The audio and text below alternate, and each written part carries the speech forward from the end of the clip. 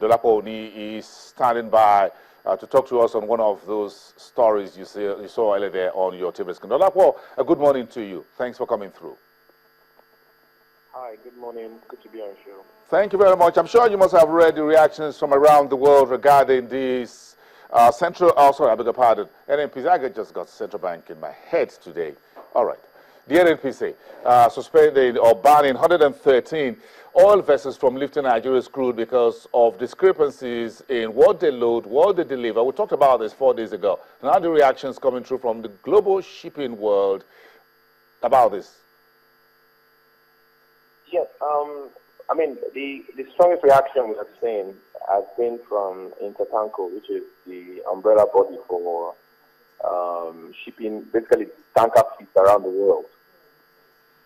And the agreement with the ban is the fact that they feel no real evidence or ground has been provided for the ban. And they argued again that some of the vessels that are actually banned are vessels that have not called at Nigerian ports in a few years and have even changed ownership. So what would be the ground from banning the new owners from accessing Nigerian ports? Okay, is that how much we know at this time, for those of you who are in the industry? Is that all we know at the moment?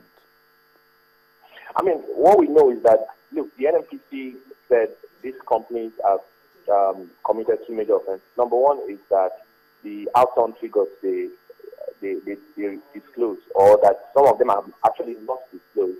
But what they discovered is that there's a variance between what is delivered or what is announced here in terms of the figures they loaded, the volume they loaded, and the amount that they actually deliver at the refiner ports, where their destination, where they go.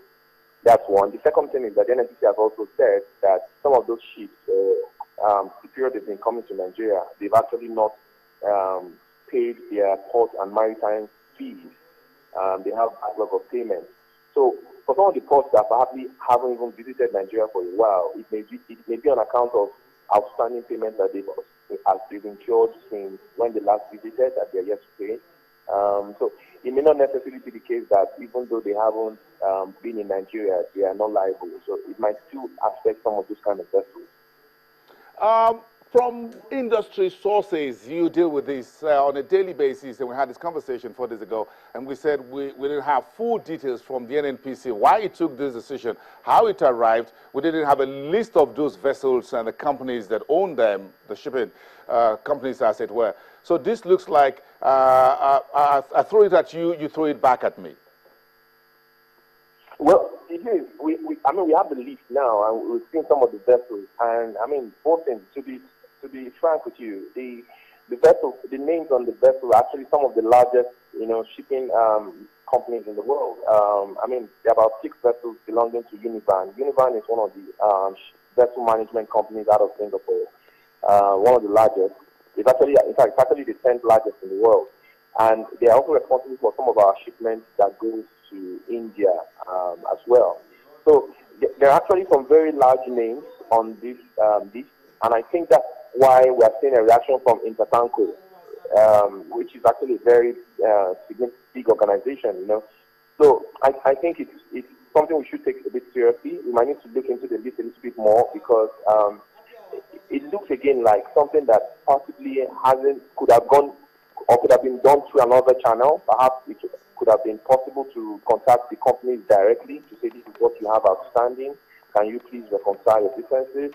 The ban was probably targeted at providing a bit of a strong signal that, look, we want to take this thing a bit seriously, but perhaps it could have been done in a different way.